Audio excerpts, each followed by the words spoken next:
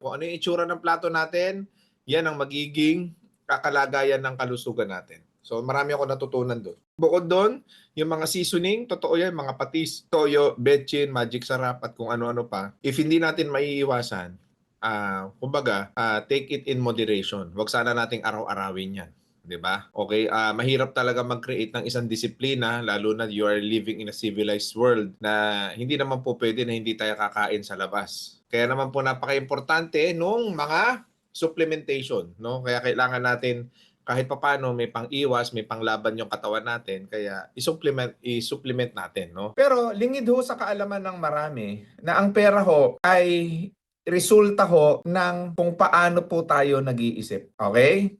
Ulitin ko ang pera ho ay resulta ho ng kung paano tayo nag-iisip. Sa madalit sabi, yan ho ay resulta ng ating mindset. Okay?